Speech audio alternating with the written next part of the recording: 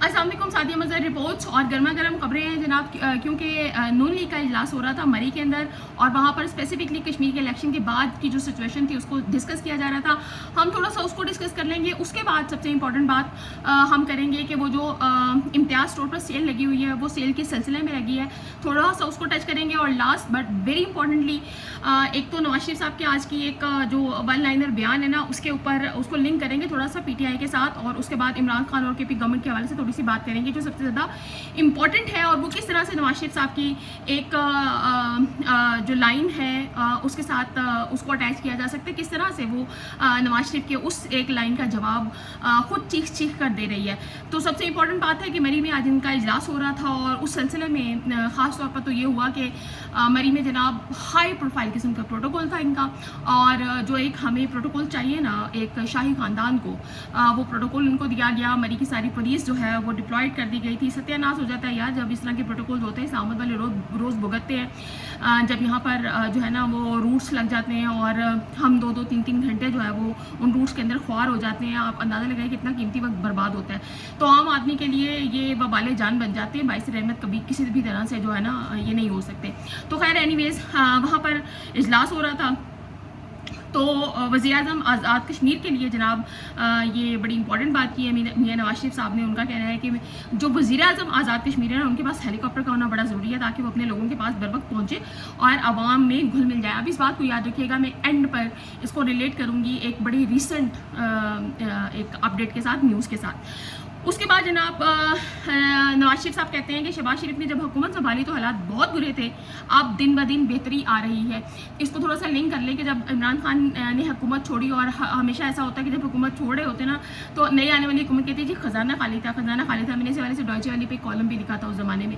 इमरान खान की वो white government थी, जब इमरान खान गवर्नमेंट से गए तो उनका जो GDP रेट था 6.2 था। तो उसके बाद अब आप अंदाज़ा लगा लीजिए कि इस वक्त GDP रेट क्या है। इस वक्त जो फेडरल गवर्नमेंट है और नून लीग की गवर्नमेंट यानी पंजाब गवर्नमेंट जो है, आप शहबाज राना साहब की खबर निकाल के देख लीजिए कि कितना जो है हमारे पर कर्जा चढ़ चुका है और हमने उन कर्ज़ों के ऊपर हमने कितना सूद देना है, ये भी देख लीजिए। और इसके साथ साथ जो है वो हमारा जब भी अब बजट आ रहा है, इस दफ़ा भी जो बजट आया था वो किस तरह से हमारा माइनस में आता है बजट। यानी हम पंजाब का बजट देख लीजिए और उसके बाद फेडरल का बजट भी देख लीजिए। तो नवाज शरीफ साहब के पता नहीं ये कौन से ठंडे कमरों में बैठ कर इस तरह के बयान दे रहे होते हैं। तो नवाज शरीफ का कहना ये है कि नवाज शरीफ ने शहबाज शरीफ को नून लीग के आने वाले वज़ीर-ए-आज़म आज़ाद कश्मीर को हेलीकॉप्टर फराहम करने का हुक्म फराहम किया है। और इसके साथ साथ नवाज शरीफ साहब कहते हैं कि हम कोशिश कर रहे हैं कि IMF से छुटकारा मिले और पाकिस्तान इक़्तिसादी तौर पर खुद मुख्तार मुल्क बन जाए। और ये वो IMF है जो हमेशा इनसे ये कहता है कि आवाम के ऊपर पेट्रोलियम लेवी की मद में इतने पैसे लगा दो, बिजली का बिल इतना बढ़ा दो, क्योंकि आपके पास ख़जाना नहीं है, आपका ख़जाना खाली, आप डिफ़ॉल्ट करने वाले हैं। लेकिन यही IMF है जब वज़रा की वो प्रोविंशियल असम्बली में हो या यहाँ पर हमारी नेशनल असम्बली में जो तनख्वाहें वो बढ़ानी होती हैं तो IMF खामोश हो जाता है, जब इनको मराद देनी होती है तो IMF खामोश हो जाता है और उसके बाद ये कहते हैं जी हमें IMF से छुटकारा चाहिए। तो ये इनके दौर में तो कम से कम नहीं होने वाला।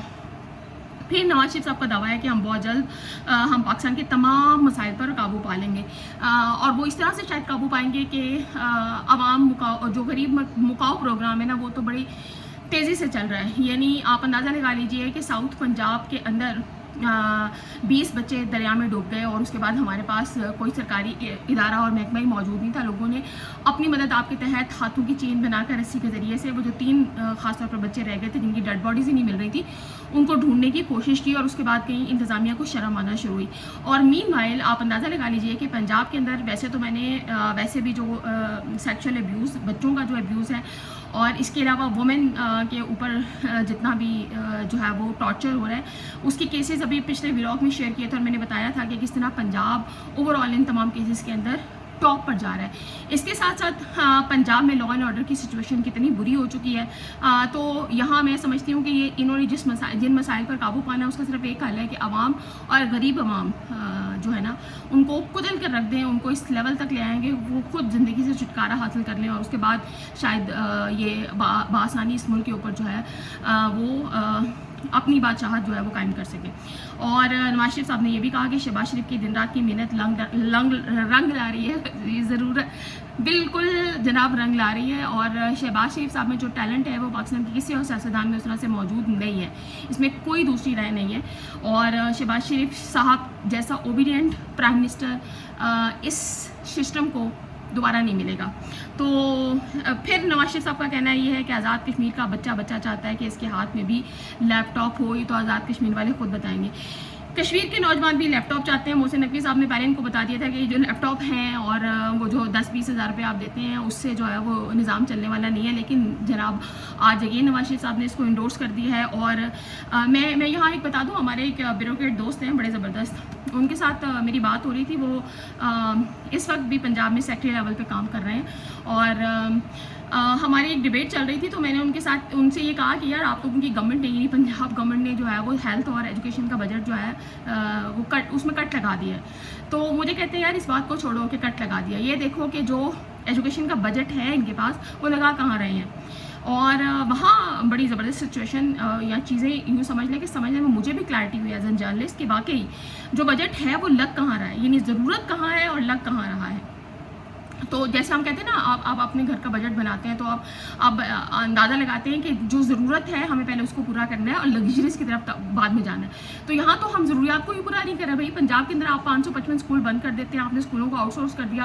آؤٹ سورسنگ کا آپ کا پروجیکٹ جو ہے وہ مائنس میں جا رہا ہے اس وقت. کسی بھی طرح سے آپ کو پازیٹیو جو ہے وہ آؤٹ کم مل نہیں رہا. ملینز آف بچے جو ہیں وہ اسکول سے باہر ہیں, آؤٹ آف اسکول بچوں کی تعداد بڑھتی جا رہی ہے پاکستان کے اندر.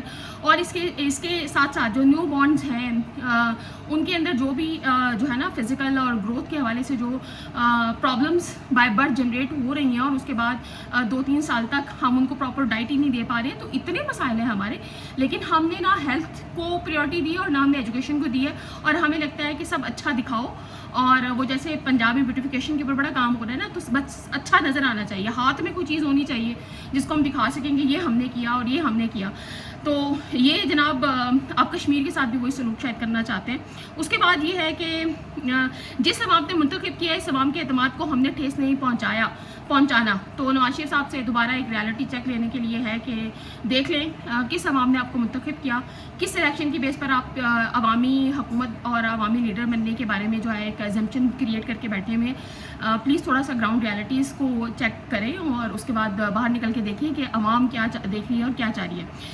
اور اس کے بعد جناب آزاد کشمیر الیکشن کی فتح اللہ کی بہت بڑی نعمت ہے. الیکشن 3 ہمیں اللہ تعالیٰ نے محنت کی. اچھا وہ اگر کوئی سیٹ ہار بھی جائے تو اس کو حوصلہ نہیں ہارنا چاہیے, یہ بڑی امپورٹنٹ بات ہے. اور اس کے بعد ان کا کہنا یہ تھا کہ ہم نے ہمیشہ سیاسی مخالفین کے ساتھ اچھا سلوک کیا ہے. اور مجھے ذاتی طور پر بعض ساتھیوں کے کشمیر الیکشن ہارنے کا بہت دکھ ہے. ان کے ساتھ میرے ذاتی مراسم ہیں اور سیاسی مخالفتیں ہوتی ہیں, لیکن یہ مخالفت کبھی دشمنی میں تبدیل نہیں ہو رہی ہے. میں صرف آپ سے یہ کہوں گی کہ یہ 2 باتیں آپ نے ذہن میں رکھنی ہیں. ایک یہ کہ ہم نے ہمیشہ سیاسی مخالفین کے ساتھ اچھا سلوک کیا, اور دوسرا یہ کہ سیاسی مخالفتیں ہوتی ہیں لیکن یہ مخالفت کبھی دشمنی میں تبدیل نہیں ہونی چاہیے. یہ بڑی امپورٹنٹ باتیں ہیں جو نواز شریف صاحب نے کی ہیں. میرے خیال میں اس سے پہلے کہ ہم امتیاز اسٹور کے سیل کے اوپر جائیں, ہم پہلے اسی کو ریلیٹ کر لیتے ہیں پی ٹی آئی کے ساتھ. نواز شریف صاحب سے گزارش ہے کہ یہ جو باتیں ہیں ٹھنڈے کمروں میں بیٹھ کر کرنا اور بیان بازی کرنا, اب شاید چیزیں یا عوام اس بیان بازی سے بہت آگے جا چکی ہے. باہر نکلیے, تھوڑا سا چیک کر لیجئے. سب سے امپورٹنٹ بات یہ کہ آپ کے دور حکومت کے اندر جو اظہار رائے کی آزادی ہے, آپ نے اس کو وہاں پر اتنی سفوکیشن کر دیا کہ کوئی شخص ریالٹی بیس بات بھی نہیں کر سکتا نا. اور انٹل انلیس آپ انڈیپینڈنٹ نہیں ہیں اور آپ انڈیپینڈنٹلی کام نہیں کر رہے ہیں تو آپ کی گردن بآسانی آپ اداروں کو کے شکنجے بنانے کے لیے بہت سارے اور ادارے بھی جنریٹ کر دیے. لیکن ہم اس کو بھی چھوڑتے ہیں. چلے صحافی تو ہمیشہ خراب ہوتا ہے, ہر دور حکومت میں صحافی بدنام ہوتا ہے اور خراب ہوتا ہے. اور لیکن ہم آج تھوڑی سی بات کر لیتے ہیں آپ کی اس سیاسی بیان کی. سیاسی مخالفین کے ساتھ اچھا سلوک کیا, کون سا اچھا سلوک کیا آپ نے؟ یہ بتائیے کہ یاسمین راشد صاحبہ جو کینسر سروائیول ہیں اور اس وقت اس ایج میں بھی सिर्फ इसलिए कि उन्होंने प्रेस कॉन्फ्रेंस नहीं की, सिर्फ इसलिए कि उन्होंने इमरान खान का साथ देने से इनकार कर दिया, उस हवाले से प्रेस कॉन्फ्रेंस करने से इनकार कर दिया, अब तक वो जेल में हैं। और इसके साथ साथ इन लोगों को हेल्थ फैसिलिटीज़ भी उस तरह से नहीं दी जाती हैं। आप सनम जावेद को देख लीजिए, इवन आप फलक जावेद को देख लीजिए, पूछिए अज़मा बुखारी साहिबा से, उन्होंने उसके ऊपर मुकदमा किया हुआ है, तो क्यों आज तक अज़मा बुखारी साहिबा अपने ही पंजाब की अपनी ही अदालत में, जो सबसे सेफ शहर है बकौल इनके लाहौर, क्यों अदालत नहीं जा रही हैं? सिर्फ जलील करने के लिए, सिर्फ इसलिए कि शायद इनके पास अब प्रूफ्स नहीं है और ये अदालत में जाके क्या बात करेंगी। आपने फलक जावेद को इतने माह से वहाँ रखा हुआ है, वो अदालत में उनकी पेशी होती है, अज़मा बुखारी साहिबा क्योंकि वो मिनिस्टर है, उनके पास पावर है, तो वो कोर्ट नहीं जाएंगी और वो कोर्ट नहीं जाती हैं। और इवन लास्ट हेयरिंग पर जो उनकी वीडियो कैम के ज़रिए से वहाँ अदालत में पेश होने की इस्तदा थी, उसको अदालत ने कैंसिल कर दिया। सबसे इंपॉर्टेंट बात तो ये। उसके बाद सनम जावेद को देख लीजिए, किस तरह से उनको अरेस्ट किया गया, किस तरह से पंजाब के अंदर चादर और चार दीवारी के तकद्दुस को बार बार पामाल किया जाता है। आलिया हमजा को किस तरह से घर से उठाया गया और किस तरह से उनका अरेस्ट किया गया। तो क्या ये सियासी मुखालिफिन है और क्या ये नफ़रत नहीं है और क्या ये बदला नहीं है? यानी आप कहते हैं कि जो सियासी मुखालफतें होती रहती हैं लेकिन वो जो है वो नफ़रत की तरफ नहीं जाती हैं, तो क्या ये नफ़रत नहीं है जो फैलाई जा रही है? और नॉट ओनली हियर, आप इस्लामाबाद के अंदर देख लीजिए, आप अडयाला जेल के अंदर देख लीजिए, इमरान खान को देख लीजिए, बुशरा बेबी को देख लीजिए, उनकी सेहत के हवाले से सारी चीज़ों को देख लीजिए। कौन सी इवन कितने 8 माह हो गए इमरान खान की उनकी फैमिली से मुलाकात नहीं कराई जा रही है। तो क्या ये नफ़रत नहीं है जो आप जिसके बीज बो रहे हैं? और आप ही की हुकूमत है जिसकी अंडर ये सारा कुछ हो रहा है। यानी फेडरल में शहबाज शरीफ साहब बैठे हुए हैं और पंजाब के अंदर जो है आपकी अपनी बेटी जो है वो वज़ीर आला पंजाब बनकर बैठी हुई हैं। और इस सब को छोड़ दीजिए, आप ईमान मतारी और हादी अली चट्ठा को देख लीजिए। ईमान के हवाले से बाकायदा ये खबरें आ रही हैं कि उनकी सेहत बहुत हद तक ख़राब हो चुकी है, उनको फ़ौरन से मेडिकल केयर की ज़रूरत है, लेकिन वहाँ पर भी उनको मेडिकल केयर प्रोवाइड नहीं की जा रही है। तो आप कौन सी जो है वो मतलब एक ख्वाबों की दुनिया में बैठे हुए हैं और आप ये कहते हैं जी नफ़रत नहीं है? ये वो बीज है नफ़रत के जो आज आप बो रहे हैं। और हम ट्विटर के ऊपर जब ट्वीट्स देख रहे होते हैं, मुझे आइडिया नहीं है कि ये कल ही मैंने पढ़ा था, किसी ने ट्वीट किया हुआ था कि ये आज जो बो रहे हैं, कल जब इनको ये काटना पड़ेगा, खुद काटना पड़ेगा, तो तब इनको अंदाज़ा होगा कि इन्होंने नफ़रत के कितने बीज और कितने खौफनाक बीज बोए हैं। तो हमेशा जुल्म उतना करना चाहिए कि जब अपनी बारी आए तो हम सह सकें। अदरवाइज़ तो ज़ाहिर है फ़िरौन किस लिए मशहूर था? फ़िरौन अपनी फ़िरौनियत की वजह से मशहूर था। और वहाँ पर भी जो है वो ख़ुद को खुदा समझना और उसके बाद जो है वो इस तरह की सारी चीज़ें करना, अबव लॉ सारा कुछ करना, इट्स हॉरिबल, इट्स हॉरिबल। और मीनवाइल मैं यहाँ एक बड़ी अच्छी खबर ये है कि अच्छी खबर तो खैर नहीं है, हम थोड़ा सा इसी को रिलेट कर लेते हैं कि ज़हीम लगारी वो बार बार इमरान खान की हेल्थ के हवाले से बात करते हैं। उन्होंने अगेन ट्वीट किया था, इमरान खान की हेल्थ के हवाले से ही ट्वीट किया था और उन्होंने बड़ी अलार्मिंग सिचुएशन ये शेयर किया है कि इमरान खान को 2 बार इमरजेंसी में पेम्स लाया गया है, उनको वहाँ ट्रीटमेंट भी दिया गया है। तो अगेन ये गलत है, ये सही है। यहाँ पर पेम्स की तरफ से भी जो है वो ख़बर आ जानी चाहिए और उनकी तरफ से जो है वो इसकी तस्दीक या तरदीद हो जानी चाहिए। गवर्नमेंट लेवल पर भी चीज़ें सामने आनी चाहिए और उसके साथ साथ जो है वो इमरान खान की फैमिली से मुलाकात जो है उसको मेक श्योर करना चाहिए। अच्छा, इस हवाले से नजम सेठी साहब कल अपने प्रोग्राम में बैठे हुए बात कर रहे थे और वो कह रहे थे कि इस्टेब्लिशमेंट और इमरान खान के दरमियान जो है वो बर्फ़ पिघल रही है। अच्छा, यहाँ एक बड़ी इंपॉर्टेंट बात है जो मैं चाहती हूँ कि नवाज शरीफ साहब तक कन्वे की जाए कि अगर ये सब आपके इख्तियार में नहीं है, आपके बस में नहीं है, तो आपको इस बात को एडमिट कर लेना चाहिए कि आप इस वक्त एक पपेट हुकूमत लेकर बैठे हुए हैं और इसको एक्सेप्ट कीजिए फिर आप पब्लिकली आकर।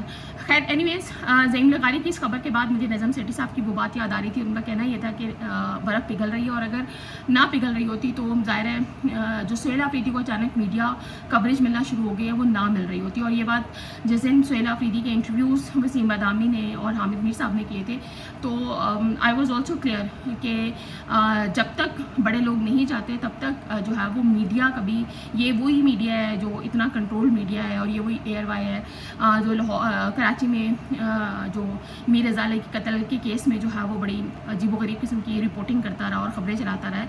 तो ये मीडिया इतना कंट्रोल्ड है। तो अगर ये मीडिया सुहेल अफरीदी को इस वक्त जो है वो स्पेस दे रहा है तो इसका मतलब है कि कहीं ना कहीं मामला सेटल डाउन हो रहे हैं, विच इज़ गुड, होने चाहिए। दूसरी तरफ एक बड़ी इंपॉर्टेंट बात यह है कि जब हम यूनिट्स की बात करते हैं, जो मोहसिन नकवी साहब भी बार बार बात कर रहे थे, तो उस हवाले से भी क्योंकि इमरान खान के दौरे हुकूमत में ये बात रही कि وہ خود بھی جو ہے ان یونٹس کے حامی تھے. تو سمہاؤ شاید جو پاکستان پیپلز پارٹی کی طرف سے جو اس وقت ریزسٹنس فیس کرنی پڑی. اور ابھی میں کسی ٹی وی شو کے اندر ایک شیری رحمان صاحبہ کا بیان سن رہی تھی یا شرمیلا فاروقی تھی, مجھے دونوں میں تھوڑی کنفیوژن ہے. تو ان کا کہنا یہ تھا کہ مطلب ہم حکومت میں ان کو سپورٹ کریں گے, لیکن باقی یہ جو یعنی 28ویں ترمیم والی بات آ رہی ہے تو اس میں ہم کسی قسم کی سپورٹ جو ہے وہ ان کو نہیں کریں گے. یعنی پیپلز پارٹی حکومت میں رہنا چاہتی ہے ان کے ساتھ, لیکن اتحادی بن کر, لیکن اس معاملے میں جو سپورٹ دینے سے وہ واضح طور پر انکاری کریں. تو اس معاملے میں ظاہر ہے جو پی ٹی آئی ہے وہ ایک امپورٹنٹ رول پلے کر سکتی ہے. اور سم ہاؤ شاید اس وقت اسٹیبلشمنٹ کو عمران خان کی ضرورت بھی ہے ان یونٹس کے حوالے سے. تو لیٹس سی معاملات کس طرف جاتے ہیں. میں نے دا آبزرور کی جو 12 اگست کی خبر تھی میں نے وہ بھی آپ کے ساتھ شیئر کی تھی, جس میں ان کا کہنا یہ تھا کہ بیک ڈور رابطے جو ہیں وہ عمران خان کی فیملی کے ساتھ ہو رہے ہیں, اور شاید بہت جلد جو ہے وہ عمران خان کو اور بشرا بیوی کو اڈیالہ جیل سے ان کے گھر بنی گالہ میں شفٹ کر دیا جائے. تو مین وائل سم ہاؤ میرے خیال میں اس وقت پاکستان کو بھی شاید تھوڑی سی پولیٹیکل اسٹیبلٹی کی اس وقت بہت ضرورت ہے. لاسٹلی تھوڑا سا ٹچ کر لیتے ہیں ہم تمغہ جات کو, یعنی امتیاز اسٹور کے حوالے سے. تو امتیاز اسٹور میں بڑی زبردست سیل لگی ہوئی ہے, اور اس سیل میں بہت سے بیوروکریٹس بھی سامنے آ رہے ہیں. کچھ ہمارے ڈی سیز بھی ہیں پنجاب کے, خاص طور پر ان کو بھی دیا جا رہا ہے. میرے لیے جو سب سے حیران کن تھا طاہر اشرفی صاحب, ان کا بنتا تھا, انہوں نے واقعی مطلب اس حکومت کی ٹی سی کرنے میں انہوں نے کسی قسم کی کوئی کمی نہیں کی ہے. تو طاہر اشرفی صاحب کا بنتا تھا. طلحہ برقی ہیں, یہ وزیر اعظم کے معاملے خصوصی ہیں, ان کے لیے تمغہ امتیاز ہے. اور ایک اور معاملے خصوصی ہیں, ان کے بارے میں بھی میں آپ کو بتاؤں گی. اچھا, اس کے علاوہ ہوم سیکرٹری پنجاب احمد جاوید قاضی صاحب تمغہ امتیاز ان کو ملے گا. انہوں نے کون سی گراں قدر خدمات سر انجام دی ہیں یہ کوئی مجھے کسی کو پتہ ہو تو مجھے ضرور بتائیے گا. اس کے علاوہ بابر صاحب دین یہ ڈی جی ہیں پنجاب سوشل پروٹیکشن اتھارٹی کے, ان کو بھی تمغہ امتیاز دیا جائے گا. اور اس کے ساتھ ساتھ جناب ہمارے جو سترہ پنجاب کے حوالے سے بھی جو چیئرمین ہیں ڈی جی ہیں ان کو بھی جو ہے وہ اعلیٰ جو ہے وہ تمغہ بانٹنے کے حوالے سے بات کی گئی ہے. سب سے امپورٹنٹ بات یہ ہے کہ اسحاق ڈار صاحب کو ملے گا, محسن نقوی صاحب کو ملے گا, محمد اورنگزیب صاحب کو ملے گا. اور محمد اورنگزیب صاحب وہی محمد اورنگزیب ہیں جن کے بارے میں یہ کہا جا رہا تھا کہ جب اگر اسمبلی کے اندر وزراء چینج ہوئے تو ان کا نمبر بھی آئے گا. اس کی وجہ یہ ہے کہ ان کی کارکردگی سے لوگ مطمئن نہیں تھے, یعنی اسٹیبلشمنٹ مطمئن نہیں تھے, لیکن اچانک آپ کے سامنے یہ خبر آئی کہ ان کو تمغہ جات سے نوازا جا سکتا ہے. اچھا, اس حوالے سے میرے لیے سب سے انٹرسٹنگ یہ تھا کہ ماجد نظامی صاحب جو ہے وہ بڑی ڈیٹیل سے ان چیزوں کو جو ہے وہ شیئر کر رہے تھے. تو ماجد نظامی صاحب نے آج ایک بڑا زبردست ابھی ٹویٹ کیا, اور ان کا کہنا یہ تھا جو جس حوالے سے میں بھی, کیونکہ آرٹیکل 259 کے اندر جو ہمارے کانسٹیٹیوشن ہے نا اس کے اندر بتایا گیا ہے کہ تمغے جو ڈسٹریبیوشن ہے اور وہ اس کا سارا کرائٹیریا اور ایوری تھنگ اس حوالے سے ہیں. اچھا, ماجد نظامی صاحب کہتے ہیں کہ پاکستان میں ایوارڈ پالیسی میں واضح طور پر درج ہے کہ اگر کسی کو سول اعزاز مل چکا ہے اور وہ آئندہ 5 سال تک کسی اور اعزاز کے لیے زیر غور آنے کا اہل نہیں ہوگا, لہٰذا قانون کی ممکنات بنا کر ایکسیپشنل کیسز میں غیر معمولی جواز کی آڑ میں سال 2 سال بعد دوبارہ تمغے بانٹے جا رہے ہیں, کیونکہ ان کے اپنے گھر کے تمغے ہیں. اور اس حوالے سے کیا بات کی جائے. اچھا, اس میں انہوں نے ایک بڑی زبردست بات کی تھی کہ حکومت پاکستان کی جانب سے صحافت کے شعبے میں فیصل زاہد ملک کو تمغہ امتیاز سے نوازا جائے گا. 2 سال پہلے ان کے والد سابق بیوروکریٹ اور صحافی مرحوم زاہد ملک کو بھی ہلال امتیاز سے نوازا گیا تھا. مزید کچھ سال پہلے زاہد ملک کو ستارہ امتیاز سے بھی نوازا گیا تھا. اسی طرح سے یہ بڑی زبردست انہوں نے بات کی ہے کہ اندھا بانٹے ریوڑی مڑ مڑ اپنوں کو. تو اس میں یہی جو میں طلحہ برقی کی بات کر رہی تھی, تو ان کو بھی عوامی خدمات کے شعبے میں اعلیٰ کارکردگی پر تمغہ امتیاز سے نوازا جائے گا. اچھا, اس کے بعد جناب ہمارے صالح ظفر صاحب ہیں. میں جرنلزم کی طرف ویسے بعد میں آؤں گی, میں ابھی اس کو ٹچ کرنا نہیں چاہتی. میں یہاں پر ایاز صادق صاحب کے بیٹے کے حوالے سے بڑی زبردست خبر آئی تھی. یہ اسپیکر ہیں قومی اسمبلی ایاز صادق صاحب کے بیٹے ڈاکٹر محمد علی ایاز کو ایجوکیشن میڈیکل کے شعبے میں اعلیٰ کارکردگی پر تمغہ امتیاز سے نوازا جائے گا.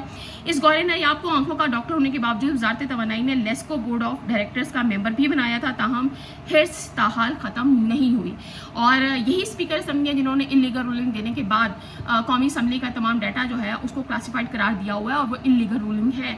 وہ میرے ساتھ آپ کہیں پر بھی کورٹ میں بیٹھ کر یا جو ہے کمیشن میں بیٹھ کر ڈیبیٹ کر لیجئے, میں پروو کر دوں گی کہ یہ انلیگل رولنگ ہے, اور اسپیکر کے پاس اختیار ہی نہیں ہے یہ رولنگ دینے کا. لیکن جناب وہی بات ہے، ہماری نظامی صاحب سے ہی کہتے ہیں کہ ہرس ہی ختم نہیں ہوتی. تو جرنلزم میں آ جاتے ہیں. جرنلزم میں سارے ظفر صاحب ہیں، اور مجھے یہاں جو بے بسی ہے نا نون لیگ کی، اس پہ واقعی افسوس ہوتا ہے، اور تھوڑا سا مجھے ترس بھی آتا ہے کہ یہ وہی سارے ظفر صاحب ہیں کہ جب نواز شریف صاحب کو ان کے گھر سے اریسٹ کیا گیا تھا تو انہوں نے ہی خبر چلائی تھی جیو کے اوپر، اور اس میں کہا تھا کہ ان کے کمرے سے فلاں فلاں فلاں فلاں چیزیں جو ہیں، فضول قسم کی چیزیں جو ہیں، وہ خبر آج کل بھی ٹویٹر کے اوپر بڑی چل رہی ہے. اور اس میں خاص طور پر انہوں نے جنسی آلات اور جنسی میڈیسنز اور یہ ساری چیزیں جو ہیں یہ خبر کوٹ کی تھی. اور آج اسی حکومت کے انہی حکمرانوں کے ہاتھوں سے صالح ظفر صاحب کو جو ہے یہ اعزاز دیا جا رہا ہے. یہ وہ صالح ظفر ہیں جن کے بارے میں شاندانہ گلزار نے کچھ ٹائم قبل جو ہے بڑا خاص ٹاک ہوئی تھی ان کی اسمبلی کے اندر، انہوں نے ان کے اوپر ہیرسمنٹ کا الزام لگایا تھا. تو انفارچونیٹلی صالح ظفر صاحب کو دیا جا رہا ہے، عمار مسعود صاحب کو دیا جا رہا ہے. عمار مسعود صاحب کا وہ ڈیزرو کرتے ہیں یہ ایوارڈ. عمار مسعود صاحب نے ظاہر ہے ان کو وی نیوز بنایا. وی نیوز آپ کو آئیڈیا یہ ہے کہ کن کا پروجیکٹ تھا، اور اس کے بعد عمار مسعود صاحب کو کے بارے میں ارے ہوئے اور ان کو یہاں پر ایز این ہیڈ بٹھا دیا گیا، اور اس کے بعد سے جناب ان کے جو ہے ان کے لیے من و سلوہ اتر رہا ہے. اور ساتھ ساتھ ان کی بیگم صاحبہ جو ہیں وہ اینالسٹ بن کر پی ٹی وی کے اوپر بیٹھی ہوتی ہیں. اور یہی نہیں، جو ہمارے انفارمیشن منسٹر ہیں ان کے پی اے جو ہیں ان کا نام ہے عرفات ہے شاید سم تھنگ، تو ان کو جناب دیا جا رہا ہے یہ ایوارڈ. اور اٹس امیزنگ ٹو ہیئر کہ ان کی بیگم جو ہیں وہ بھی پی ٹی وی کے اوپر اینکر ہیں، وہ بھی شو کرتی ہیں. تو جیسے میں پیپس کی بات کری تھی نا، گیلانی صاحب کی بات کر رہی تھی، اور میں کہتی تھی کہ سارا ٹیلنٹ جو ہے گیلانی صاحب کی فیملی میں اللہ تعالیٰ نے اتارا ہے، اس لیے پیپس میں جتنے عہدے ہیں ان کے اہل گیلانی صاحب کے بچے ہیں. اس لیے جو آئی ایم ایف کی رپورٹ بھی آئی تھی جس میں انہوں نے کہا تھا کہ پاکستان کے اندر جو بھی جابس ہیں یا جاب سیکٹر ہے وہاں پر نوکریاں ٹیلنٹ کی بنا پر جو ہے وہ نہیں دی جاتی ہیں بلکہ تعلقات کی بنا پر دی جاتی ہیں. تو یہاں تمغے بھی تعلقات کی بنا پر بانٹے جا رہے ہیں، اور مجھے افسوس ہوتا ہے. ظاہر ہے ثانیہ سعید صاحبہ کو بھی دیا ہے انہوں نے، ہم نیوز کی جو ڈائریکٹر ہیں ان کو بھی دیا ہے انہوں نے، ان کا بھی نام ہے اس کے اندر.